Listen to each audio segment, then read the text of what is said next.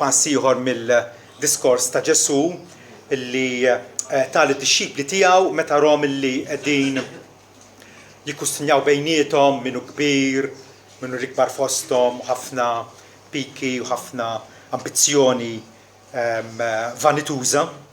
U Ġesu ħa l-okkażjoni biex jallimhom dwar l-umiltà u issa naqraw minn vers 6. Imma kull min ifixkel wieħed minn dawn iż-żgħar li jemmnu fiha jaqbillu illi tiddendel ġebla tqila ta' mitħna madwar u jkun marraq f'qiegħ il-baħar. Gwaja d-dinja minħabba l-iskandli tagħha. Għax hija neċessità illi jiġu l-iskandli. Madankollu gwaja l-bniedem li permezz tiegħu jiġi l-iskandlu. Issa jekk idek jew sieqek tfixklek, aqtaħħal barra u x-xita bot minnek. U aħjar għalik tidħol fil-ħajja magħtub jew tsobb milli jkollok żewġ idejn jew żewġ saqajn u tinxteħed fin-nar l-etern. U jekk għajnek tfixklek aqlaħħa u x-xita bot minnek u aħjar għalik tidħol fil-ħajja b'għajn waħda milli jkollok żewġ għajnejn u tinxteħed fl-infern tan-nar. Araw li ma tiddisprezzawx wieħed minn dawn iż-żgħar. Għax ngħidilkom, il-anġli tagħhom fis-smawiet kostantament jew il-ħin kollu jaraw wiċċ missieri li hu fis-smawiet. Din hija l-kelma tal-Mulej. Kif tistgħu timmaġinaw sitwazzjoni fejn għandek grupp ta' irġiel u nisa li qegħdin isegwu lil Ġesu u fosthom tinqala din it-tilwima minnu l-ikbar. Xi ħaġa li ovvjament l-ikbar huwa Ġesu.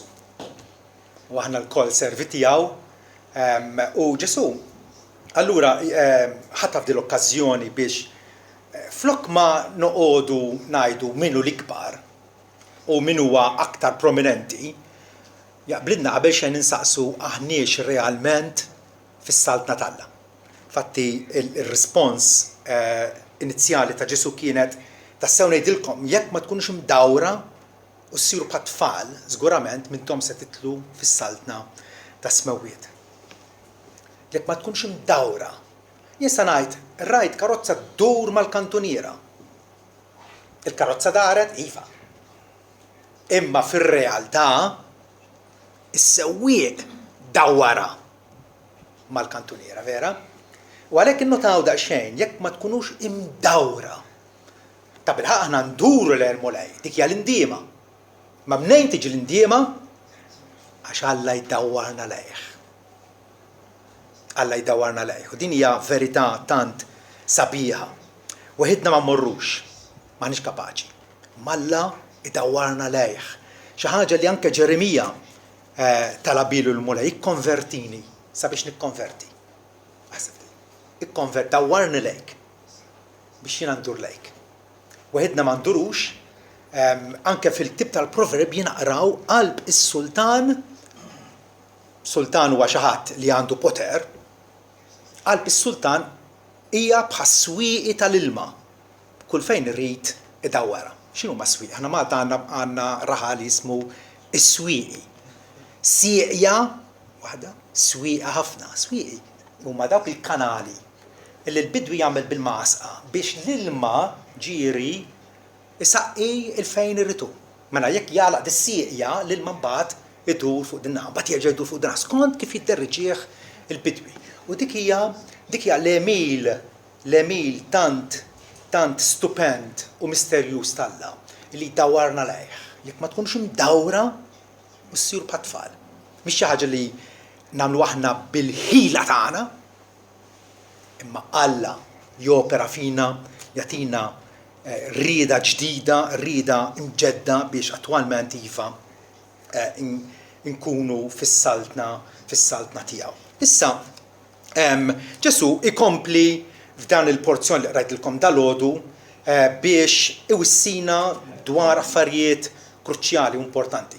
Dal-qrajna nista' niġbru f'kelmtejn u ninżel minn hawnhekk. Tfixkilx? Titfixkilx. Tfixkilx? Titfixkilx. Tfixkilx il-ħadd ieħor fil-modija tas-sewwa u titfixkelx inti nnifsek.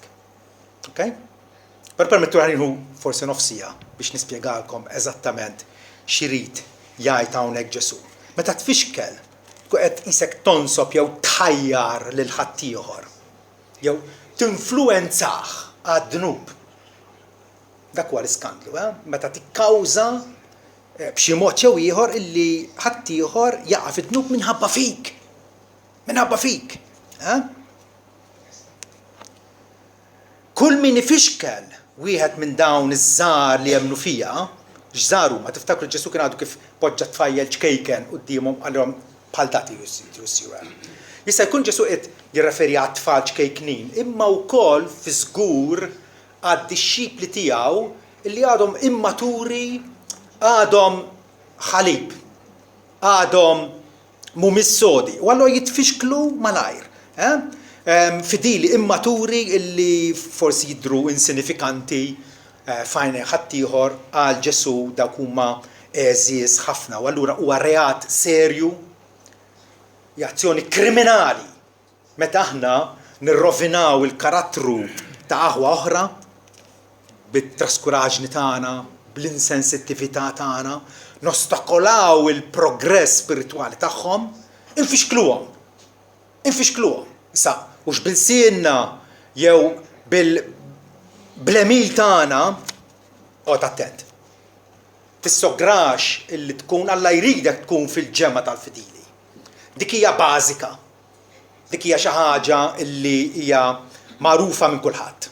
Alla jrid li niesu jikkongregaw flimkien regolarment ħalli nsaħħu u nkarġixxu xulxin aktar u aktar meta naraw ħriesa dak il-jum.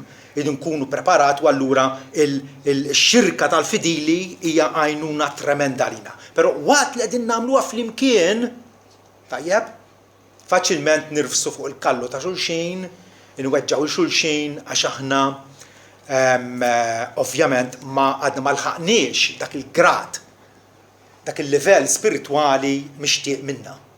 Noqgħdu attenti li ma neħduhiex kontra l-mimmi ta' għajnejn il-mulej. Minu il-mimmi ta' għajnejh? It-tfal ċkejknin, il-fidili illi għadhom jibdew il-korsa tagħhom. Għadhom bidu dawn faċilment jitfixklu. U allura rridu impoġġuhom taħt l-għoża fraterna tagħna, nieħdu ħsiebhom aktar u aktar. Inkunu qegħdin infixkluhom meta bl-imġiba ħażina tagħna, jew mġiba laxka, mġiba bla kont, nonqsuhom. Eva pereżempju fil-bidunet tal-istorja umana, tajt mhux biss ħadet mis-siġra projbita mill-frott tas-siġra, imma wkoll tat lil-żewġa li kien magħha. Dimbeti u offriet lil ħadd ieħor biex jitneb bħalha.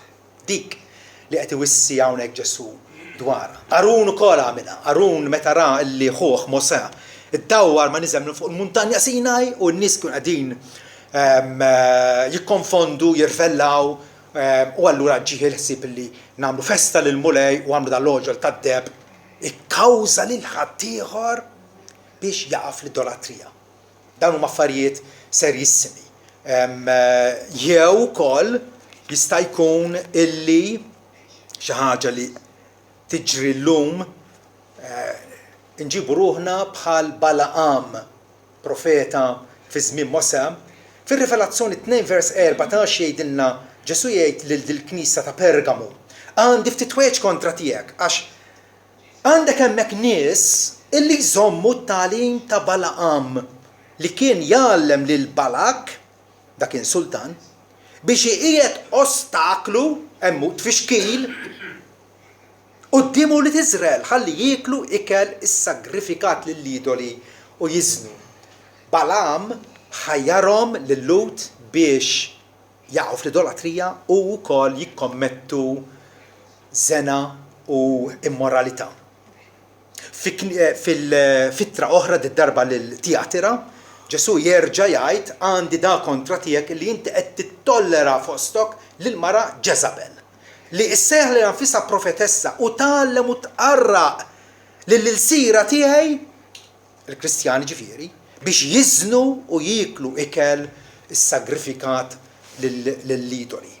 Irridu noqogħdu attenti l-aħwa illi bli ngħidu jew bli nagħmlu ma nkunux qegħdin nħajru l-ħadd ieħor illi jagħmel l-istess.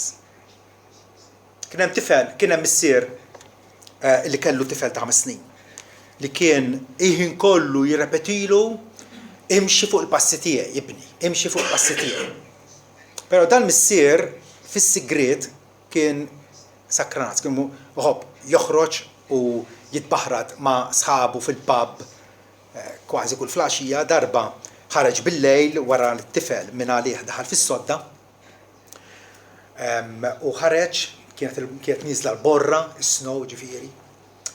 U wara ftit jisma' il-passi ta' xi ħadd miexi warah. Jdur u jara l-ibnu, qallu għaw x'int tagħmel ibni f'dan il-lejl. Qallu qed nipprova nimxi fuq il-passi tiegħek, kien hemm il-passi fuq is-snow, qalli qed nipprova nimxi fuq il-passi tiegħek. L-istorja tgħid illi minn dakinhar il-missier ma daqx qatra alkoħol ieħor. Aħna bil-Malti ngħidu l-kelma tkarkar. Il-kelma tittajda u tarġa' tajda u tarġa'. Imma l-eżempju jkaxkar. Dak li qegħdin jaraw kien nies tagħmel hemmhekk ħadd iċċombhom. Għalhekk Pawlu lil Timotju qallu tħalli l-ħadd mi jiddisprezzak minħabba ż-żħożija tiegħek imma kun eżempju, kun mudell għal ħadd ieħor, għal kredenti, għal min jemmen fit-diskors. Ġi dak li tajt kun ċert li huwa bibliku il-ġej minn Alla u mhux invenzjoni tiegħek. Fid-diskors fl-imġiba, fil-komportiment kollha tiegħek, fuq ix-xogħol, fid-dar, mal-aħwa, int fejn int biex ħadd ma jkun kapaċi jipponta subaħ lejk. Fl-imġiba, fl-imħabba, fil-fidi, fis-safa, f'kull aspett. Li l-aħwa nistgħu, speċjalment aħwa ċkejknin illi għadhom trabi fil-fidi. Nistgħu ngħaddulhom ukoll tagħlim mawweġ u fals. Bħalma kienu jagħmlu il-Farizej ivvintaw ħafna tagħlim illi ma setax ikun diffiż mill-Bibja.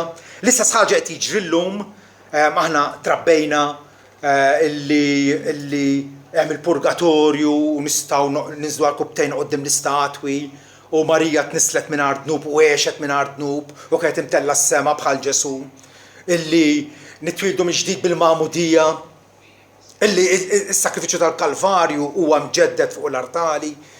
Ħafna tagħlim illi litteralment ħassarna vera, ħassarna. Però fil-Knisja Evanġeliċi ma jfissirx li kollox huwa wart u sar. Fil-Knisja Evanġeliċi wkoll nisimgħu sikwit dwar grazzja rħisa illi Ġesu tista' tirċevih bħala salvatur tiegħek u jekk trid u meta trid tista' tirċevi wkoll bħala sid tiegħek. Bħalli kieku Ġesu jista' jinqasam ferf biċċa. Le, Ġesu għandna bżonnu sħiħ biex jagħtina salvazzjoni sħiħa, mhux biss jaħfrinna d-dnub u jaqlana mill-kundanna imma wkoll inaddafna bid-dnub u għalhekk neħtieġuh ukoll bħala il-mulej tagħna. Ġesu jrid jimpressjonana, irrid ta' bilħaq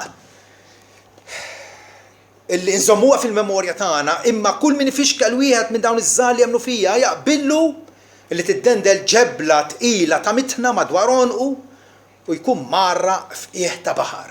X'inhi din il-ġebla tqila ta' mitħna? Kienet ġebla enormi. Bħala hemm fil-mitħna tax-Xewkija, morna milux xi xahar ilu. U ardaqxejn lex. U għattilhom Ġesu qal ġebla bħal din qed jirreferi illi torbota ma' onqok u tinxteħet il-baħar u teraq. Ejja aħjar tagħmel hekk milli toffendi lil xi ħadd illi għadu infantili fil-fidi tiegħu. Ir-Rumani kellhom ħabta kienu jisalbu lil min rridu joqtluh. Imma wkoll kienu jekk ikunu fuq il-baħar fuq il-bastimenti tagħhom kienu wkoll jiġġustizzjaw il-ħadd ieħor billi jorbtulu ġebla tqila u jixfuh il-baħar. Meta wieħed jagħmel ħsara spiritwali d-dixxipli u minu imini. Minflok ma jħobbhom u jedifikhom u jfittex illi jissudhom. Tajjeb? Għax ovvjament meta nitwieldu nkun isna pjanta tixxejjer ma' kurrieħ. U rridu rrabbu l-eruq biex nkunu sodu, nkunu kapaċi nilqgħu l-irwiefen tad-dnub, tad-dottrina falsa ta' kollox. Rridu nitalmu u nimmiraw li nedifikaw lil xulxin. Altrimenti Ġesu qed jgħidilna illi jaqblilna li ma nkunu twelidna qatt. Vers 7. Gwaja d-dinja minħabba l-iskandli tagħha. Għax hija neċessità illi jiġu l-iskandli. Madankollu gwaja l-bniedem li permezz tiegħu jiġi l-iskandlu. Skandlu jista' jkun kwalunkwe ħaġa. Meta inti miexi fit-triq u hemm ġebla u titfixkel fiha u taqa' ċaftira mal-art. Il-ġebla kienet skandlu. Issa, fil-mixja tagħna bħala Kristjani nistgħu flok ma nappoġġjaw u nassapportjaw il-xulxin, inwaqqgħu il-xulxin. Nagħtu gambetti lil xulxin. Dik hija xi ħaġa serjissima. Kwalunkwe ħaġa illi tikkawża jew isservi ta' okkażjoni biex nies oħra jidimbu. Nistgħu ngħidulhom allura tentazzjonijiet. Ma tentazzjoni ġej minn għandek għal ħaddieħor. Xi ħaġa serja.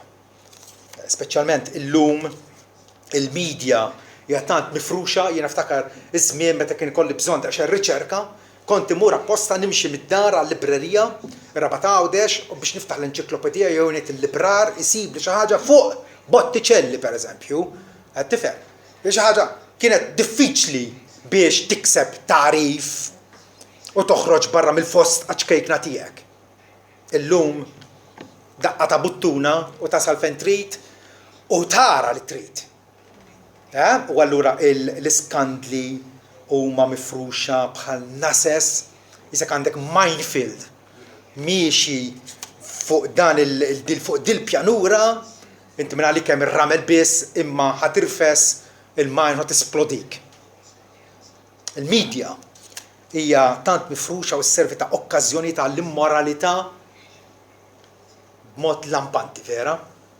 Ġesu jgħid gwaja d-dinja minħabba l-iskandli tagħha. Ġesu qed jikkundanna d-dinja hawnhekk. Qiegħed jgħid gwaj hemm kundanna qalila fuq id-dinja minħabba illi wieħed qed ifixkel il-ieħor.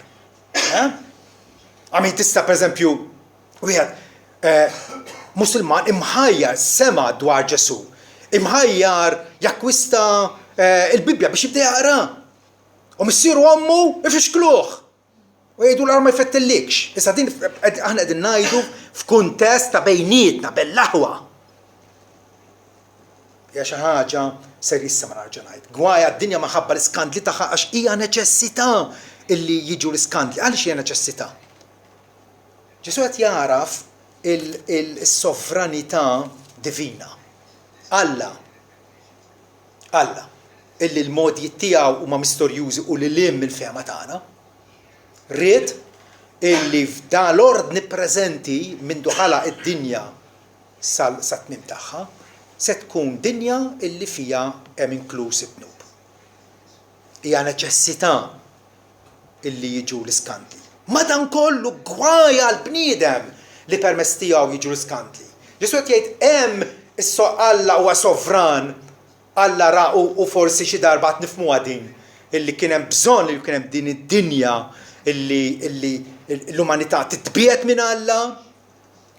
Ma finalment Alla bil-fidwa ta' Kristu se jakkwista poplu, qiegħed jakkwista poplu biex ikun il-poplu tiegħu għall-eternità. Però xorta waħda minkejja s-sovranità ta' Alla Ġesu qiegħed jgħid li aħna kontabbli. Aħna responsabbli għal emilna, għall-aġir tagħna.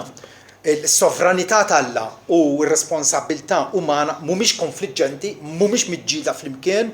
Ġesu fl-istess sentenza, f'sentenza waħda isemmihom it-tnejn u t-tnejn irridu nistqarruhom.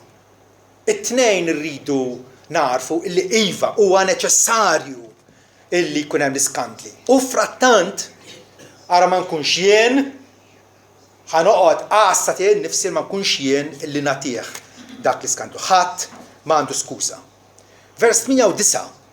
Isek idek jew sieqek tfixklek, aqtaħħa il-barra u xi tal-bot minnek u aħjar għalik tidħol fil-ħajja magħtub inkapaċitat b'diżabilità ġifieri, jew tsopp milli ikollok żewġ idejn jew żewġ saqajn tinxteħed fin-nar l-etern u jekk għajnek tfixklek aqlaħħa u xi tal-bot minnek huwa aħjar għalik tidħol fil-ħajja b'għajn waħda milli jkollok żewġ għajnejn u tinxteħed fl-infern tan-nar. L-ewwel nett, suppost niftakru l-Ġesu dan id-diskors diġà qalu fil-pridka tiegħu fuq il-muntanja.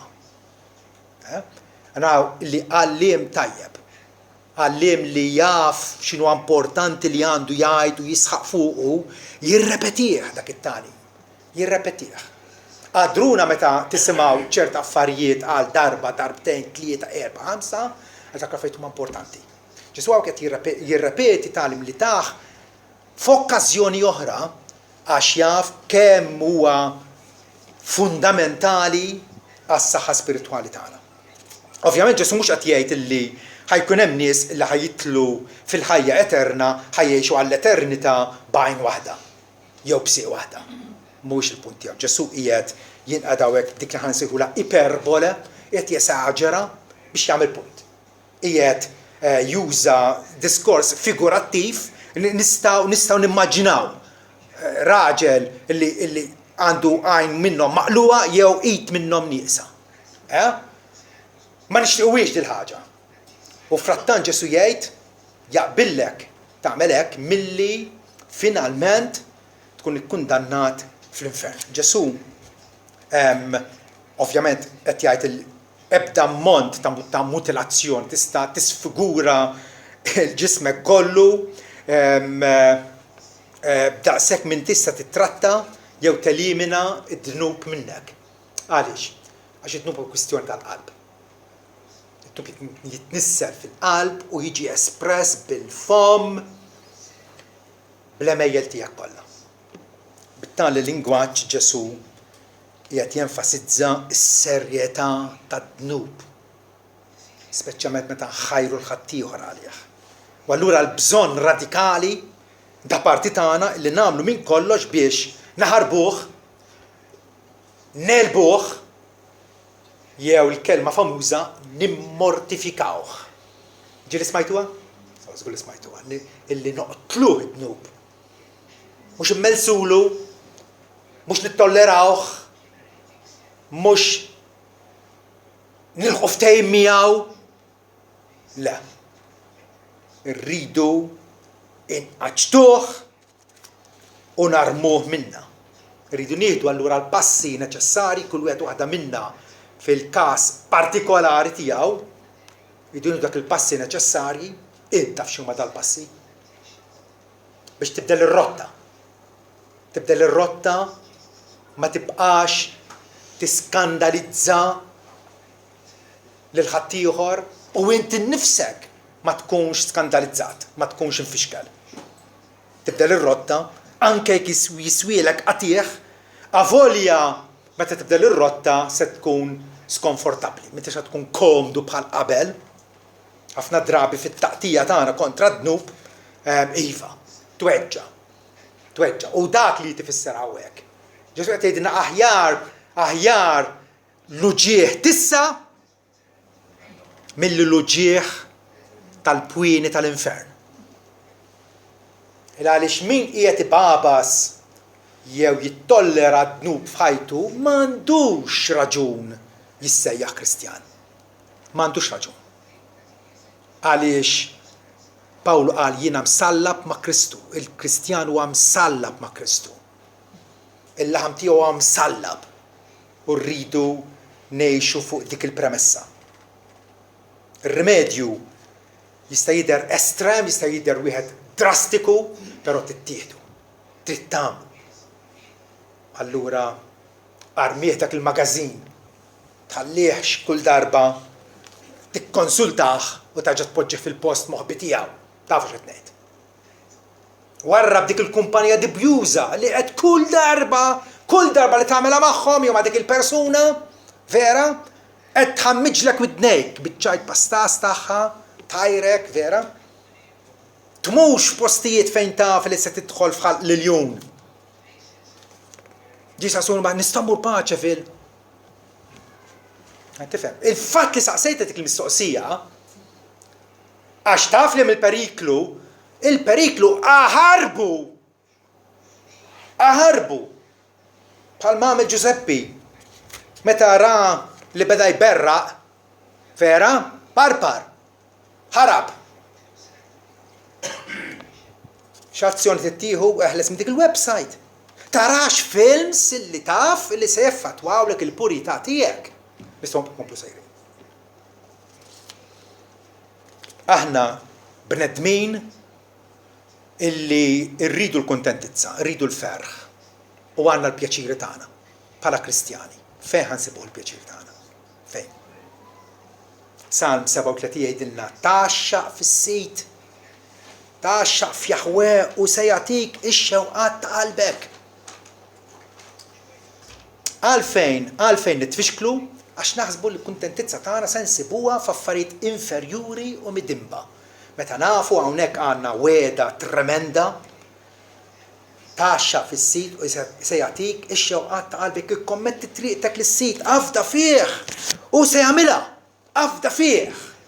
F'din id-dinja illi hija impestata bit-tentazzjonijiet u bl-iskandli. Afda fih u jagħtik is-suċċess li tixtieq. Ftakar però illi jekk inti qiegħed jirnexxielek tiġġieled kontra d-dnub, però hemm dnub għażiż wieħed illi għadek it-tennieh u tirrepetih kuljum. Qod attent. Dak propjament dak li qed jgħid hawnhekk Ġesu, jekk idek membru wieħed ġifieri, jew sieqek membru wieħed, tfixklek aqtaħħa. Dik hemm hija l-battalja, hemm hija l-gwerra. Dnub wieħed fis-sigriet jerri s-saħħa personali tiegħek kollha kemm hi. Kollha kemm hi. Jista' jkollok kbir enormi, kbir biex terfa' l-ilma tax-xita vera? Tajjeb. Imma fil-qiegħ ikollu xaq żgħir bil-kemm jidher. Għadha. Ħajżomm ilma dak il-bir? Forsi kull darba jżomm ftit fil-qiegħ. It-Titanic mhux meta ħabat mal-iceberg, mhux toqba waħda kellu. U kien vapur enormi u meta ltaqa' l-kumitat u qalu b'daqshekk xi u l-amministraturi l-prinċipali qalilhom dal-vapur magħmul mill-azzar u se jereq għax għandu toqba waħda. Toqba waħda. Jridu noqgħdu attenti, id-dnub jitħaq aħna minn għalina, mixi tajjeb, però għandek dak id-dnub wieħed. Il-forsa ħadd ma jaf bih. Meta l-Griegi jridu jaqbdu l-belt ta' Trojja, damu ħafna snin ma setgħux jelbuha il-belt. Di fis-suwa tal-Greċja antika. U fl-aħħar ġihom l-idea li jagħmlu daż-żiemel tal-injam enormi kbir li kien vojt minn ġewwa mħawwaħ. Tajjeb, is-soldati Griegi daħlu fih ħafna minnhom u nħibbew hemmhekk. U dana Trojjani xin raw li resqulhom dan il-żiemel lejn is-swar tal-belt. Flaxija fetħu l-bieb, fetħu x-xabartiment, daħluh ġewwa u bdew jagħmlu festa. Xi marru jorqdu is-soldati Griegi niżlu mill-żiemel u ħarbtulhom il-belt u rebħuha. Daħlu l-lifa fil-komma.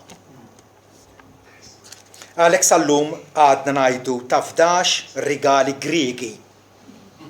Għax id-dnub jagħtik xi ħaġa u int minn għalik ħadd tieħu pjaċir biha u ħadd tkun kuntent. U qed jivvalenak. Forsi ma tindunax imma jkun qed jivvalenak. Fil-ċess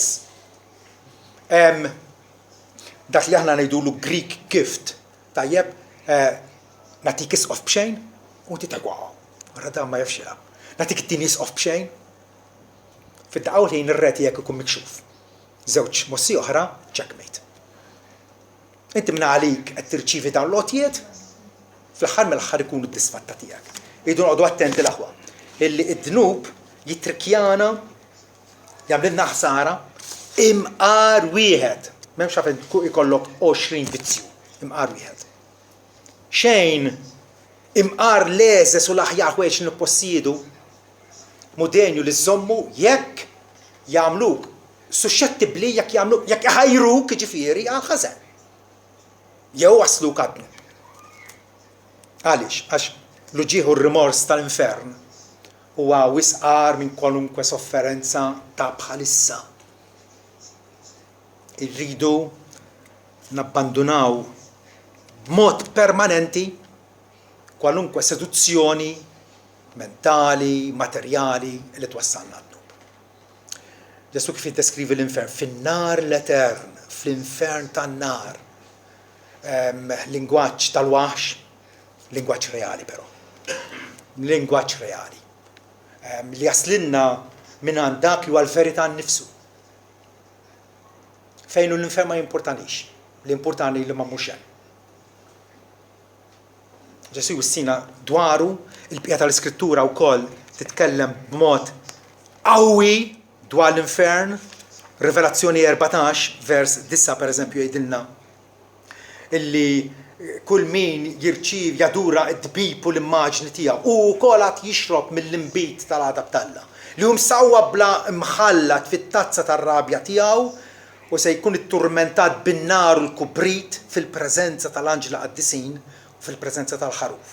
U d-duħan tat-turment tagħhom tan-nies mitlufa ġifieri, tan-nies li kkalpestaw l-imħabba talla u għarbuha m'għadux jafu biha, li rridu jieħdu pjaċir fid-dnub aktarx milli jieħdu pjaċir falla s-salvatur tagħhom. It-turment tagħhom jitla dejjem ta' dejjem u ma għandhomx mistrieħ, nar u lejl dawk li adoraw id-dbib u l-immaġni tiegħu. Kull min jirċiev il-marka ta' ismu. Meta Ġesu jiddeskrivi l-ġudizzju l-kbir li għad iseħħ fil-futur, fl-aħħar tal-istorja umana, meta Ġesu jirritorna, naċu l-moss, l-amin fuq xelluk. Dawn imorru fil-kastik ta' dejjem, imma l-ġusti fil-ħajja ta' dejjem. L-istess kelma ta' dejjem, aionios, użata għat-telfin tal-ħżiena, daqskemm ukoll għall-barka ta' Uli Talla. Hemm nies li xi preferu d-dnub se jintilfu. Wara ma nkunux aħna li nistgħu ngħinuhom biex iduru mid-dnub u ma ngħinuhomx jew inħajruhom jibqgħu jew inħajruhom jagħmlu d-dnub. Ġesu ikompli d-diskors tiegħu vers 10. Araw li ma tiddisprezzawx wieħed minn dawn iż-żgħar. L-interess speċjali ta' Ġesu fuq dawk li għadhom qed jibdew il-pellegrinaġġ tagħhom, għadhom żgħar. Għax ngħidilkom l-anġli tagħhom fis-smewit il-ħin kollu jaraw wiċċ missieri li hu fis-smewit. Ġesu jagħtina avvertiment serju wieħed twissija oħra. Tiddisprezzawx liż-żgħar. U ċoe fidili li għadhom bil-kemm sabu d-differenza bejn il-lemin u x-xelluk tagħhom.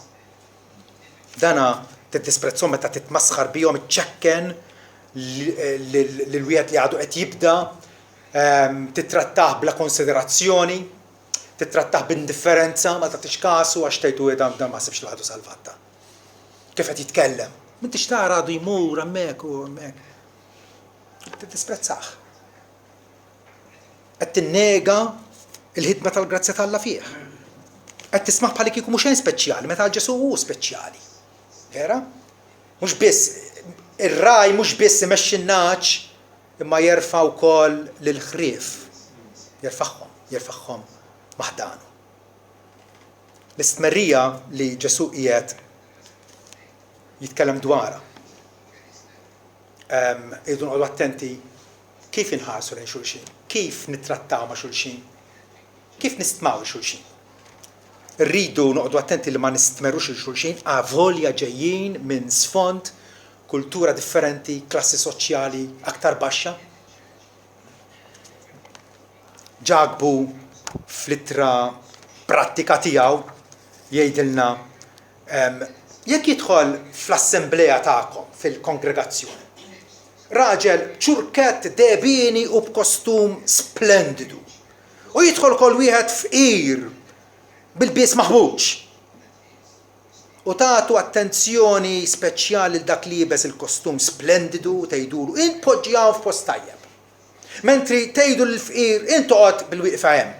Jew poġġi ma' mirfess sajja. Poġġi mal-art. Ma diskriminajtux fostkom infuskom sirtu mħalfin b'motivi ħsiena, issa wħud maħbubin. Alla ma għażilx il-fqar tad-dinja biex ikunu onja fil-fidu werrieta tas-salta li wieħed il dawk li jħobbuh. Ma aħna matul snin ġieli kellna nies illi ġew hawnhekk u kienu foqra. U meta qalulna bil-bżonnijiet tagħhom, xtajnilhom saqqu, ikel, il-bies, flus, ennihom. Noqgħdu attenti. Nispera li ma ngħinuhomx b'dak il-mod u xorta waħda nkun qegħdin niddisprezzawhom. Jiġifieri, il-kwistjoni, int f'qalbek kif qed tħares lejn dak l-individwu? Qiegħed tkun kumpassjonali lejh, jew tajtu l-ħaġa biex talaqlu ħalqu u nibqgħu għaddejjin. Idu noqgħdu attenti li ma niddisprezzawhomx b'dak il-mod. Anke Kristjani illi ġejjin minn denominazzjoni oħra. Li mhumiex tal-qata tagħna eżatt, mhumiex tas-sura tagħna eżatt. Le. Kristjani hija xi ħaġa magħrufa matul iż-żminijiet, għandna fehmiet diverġenti, qegħdin nikbru, qegħdin ngħaddu l-qudiem, mhux kulħadd bl-istess pass, mhux kulħadd bl-istess ritmu, imma fil-frattemp iridu nilqgħu xulxin. Għaliex għandi nilqa' lil wieħed Anglikan, jew wieħed Presbyterjan, jew wieħed Metodist, jekk ta' bilħaq huwa wieħed mill-ġdid. Għalfejn għandi nilqgħu il għaliex Kristu l-qalili. Kristu l-qalili. Bid-difetti kollha tiegħi Kristu l-għana piki, partiti. Dawna jixdu biss stmerrija lejn aħwa oħra. Aħna ma nippromovux. Rridu unità, rridu għaqda fost il-poplu talla. U ma rridu qatt inkunu aħna trassi għalina u intom dabru raskom. Meta fil-Knisja ta' Korintu bdew jimbtu l-partiti, jiena ta' Pawlu, jiena ta' Kefa, jiena ta' Apollo, jiena ta' Kristu. Pawlu qal mera Kristu nqasam. Ma Kristu jista' jkun diviż. Kristu għandu knisja waħda. Familja waħda, tajjeb, u allura avolja forsi mhuwiex tal-istess fema tiegħek preċiżament, ma jimpurtax. Ilqgħu l-xulxin, itolbu għal xulxin. Il-mulej jkompli gwidana. Ukoll nkunu qegħdin nistmerru lill-aħwa oħra għax meta ikunu batuti ma ngħinuhomx. Ma ngħinuhomx. Nafu li huma batuti ma ngħinuhomx. Ġwanni jgħid jekk wieħed għandu l-ġitta tad-dinja u jara l-ħuħ fil-bżonn u jala qalbu kontrih. Ma jgħinux, meta jista' jgħinu. Kif tagħmel imħabba Alla f'dak il-bniedem? Ma tistax. Vera? L-Korintin Pawlu kitbilhom qalilhom jaqgħu tiddisprezzaw il-Knisja ta' Alla u tumiljaw lil dawk li ma għandhom xejn. X'naqbad ngħidilkom nfaħħarkom? F'dan ma nfaħħarkomx, x'kienu qegħdin jagħmlu? Is-sinjuri f'Korintu kienu jġibu l-ikel tagħhom jagħmlu l-agape għalihom u l-foqra jibqgħu b'xejn. Kienu qegħdin jiddisprezzaw lill-foqra. Bħalli kieku jgħidulhom isma' jekk titilqu aħjar ta' għax inkunu iżgħet komdi. Nkunu l-klassi għalina. Kemm faċilment niddisprezzaw ukoll lil xulxin, nikkritikaw id-dera fiżika ta' xulxin jew id-difetti ta' xulxin. Nikkritikaw bit-pespis u tfesfis ma' ħadd ieħor. Ma' ħadd ieħor. Pawlu kellu rabba ħafna dewwa fil-Knisja ta' Korintu, ma Pawlu kien sebaw dritt u kien jippritka l-verità u kien hemm mirrid jagħmel burdell.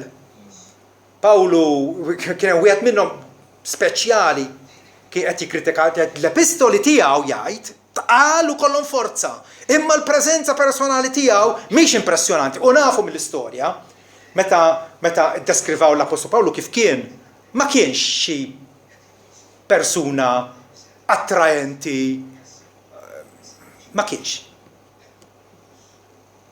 Il-preżenza personali tiegħu mhix impressjonanti u d-diskors tiegħu ta' min imaqdru. Isu anke delizzju favorit illum illi maqdru kif jitkellem il-predikatur u sebaħu dala. Flok ma nippruvaw niklu l-ħobs li qed jagħtina, noqogħdu nfettqu. Għax uża dik il-kelma.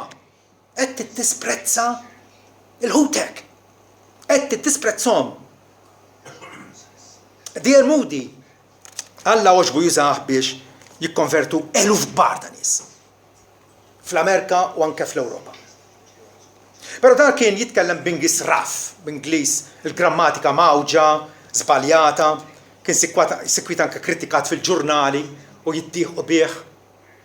U darba kien mistieden fil-Università ta' Cambridge. Dak iż-żmien iċ-ċentru ta' intellettwaliżmu u raffinazzjoni. Hemmhekk kollox irrid ikun perfett. Tajjeb, u dana stednuh u xindaħal fis-sala, ħafna professuri nġamaw biex jisimgħuh. Tella fuq il-podju u bdilhom hekk, ara jkolli naqra. Don't let nobody never tell you God don't love you, 'cause he do. 5 balji. Provajt noddhom kollha hija 5 balji. Don't let anybody ever tell you God doesn't love you because he does. 5 balji, il-messaġġ xorta għadda, Alla kapaċi juża ġarra tal-fuħħar. Tippretendix. Alla jieħu pjaċir juża ġarra tal-fuħħar anzi. Nies li għandhom l-idjosinkrasiji u d-difetti tagħhom, jew pjaċir. Għaliex meta jikkonverti xi ħadd, kulħadd tkun xi ħaġa magħrufa ovvja li Alla kkonvertih, mhux il-kapaċità u l-erudizzjoni u l-edukazzjoni tal-predikatur. Ġarra tal-fuħħa, ma dekx għalfejn tkun xi vażun tal-majolika jew xi vażun bit-penġija mid-dinastija Ming, Alla xorta kapaċi juża ġarra tal-fuħħar. Inkunu wkoll qegħdin niddisprezzaw xulxin meta nibqgħu distakkati minn xulxin, nibqgħu alla larga biex ngħidu hekk. Avolja nkunu nafu illi ħadd ieħor jeħtieġ appoġġ spiritwali. Qed jaffeċ da miskin. Qed jaqa' u jerġa' jaqa' u ma jistax jinħeles mill-vizzju u nibqgħu alla larga. Nibqgħu m'għadux kasu. Jekk ma ngħidux ħaqqu ħallih ħajjieħu mhux hu iżżewwiġha jew mhux hu għażel dak l-impjieg. Ħajaħsad dak li żara. Iva, qed tgħid verità biblika, però ma tix turi kumpassjoni u qed tiddisprezza dak li jkun. Pawlu fil-Galatin 6 infatti jgħidilna l-aħwa mqar jekk wieħed jinqabad f'xi trasgressjoni, f'xi dnub ġifieri. Intom l-ispiritwali miskom tirrestawraw lit-tali bi spiritu ta' manswetudini. Biss ħares lek innifsek li ma tkunx imġarrab intu kollha ma taħsibx li inti xi bulli li wasalt. U ħadd ieħor għadu jkarkar u għadu l-pod. Il-koll aħna familja waħda. M'hemmx lok ta' disprezz. U kol tkun qiegħed tiddisprezza il-ħadd ieħor aħwa oħra meta jagħmlu l-isforz tagħhom biex jgħinuk u inti twarrabhom. Dana fedalment jiġi fuqek biex jirrileva xi ħaġa biex jagħmilok osservazzjoni biex jikkoreġik u inti tibqa' dik l-attitudni ta' mhux kulħadd għandu xi xogħol taħt tabtu, ħajqgħod jiġi jgħidli. Qed tisprezzah. Qed jieħu l-inizjattiva ja ħasra. Qed jipprova jgħinek. Għalhekk Pawlu lil Tito qallu kapitlu 2 vers 15 dawn il-ħwejjeġ tkellem u eżorta u konvinċi kull awtorità. Tħalli l-ħadd mi jidisprezzak. Tħalli ħadd mi jidisprezzak. Jekk inti mort u għandek twissija, għandek avvertiment, għandek korrezzjoni x'tagħti l-ħadd ieħor. U jwarbek u qed jiddisprezzak, għajdlu żomm, għajdlu din xi ħaġa serja għalija. Ma nistax jiena b'kuxjenza tajba nħalli għaddejja meta naf li inti qed tweġġalek innifsek. Qed titbiegħed mill-mulej.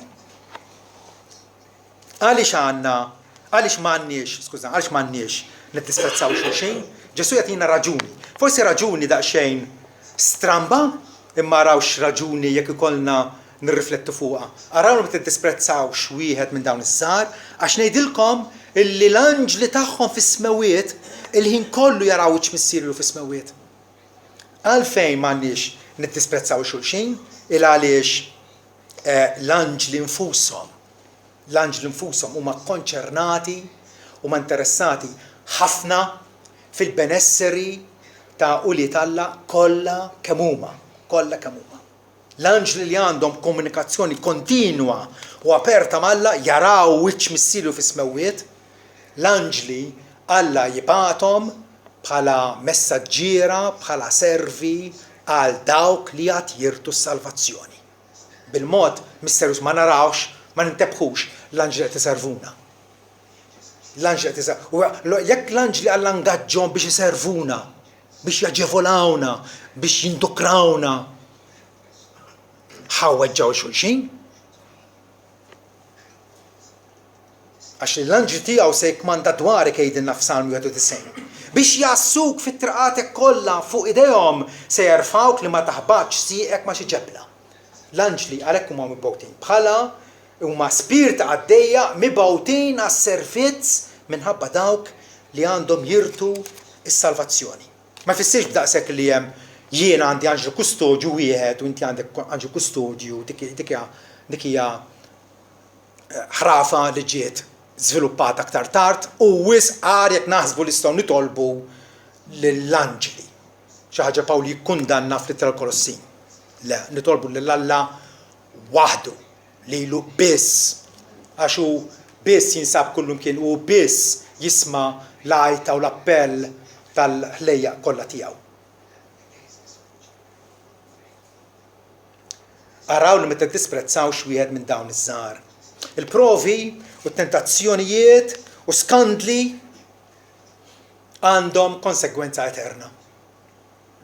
Kif nittrattaw ma' xulxin, kif nirrelataw ma' xulxin, x'namlu lil xulxin bil-kelma bl-emil, hemm il-konsegwenzi għalihom. Mela, irridu nittrattaw b'mod deċiżiv u b'fermezza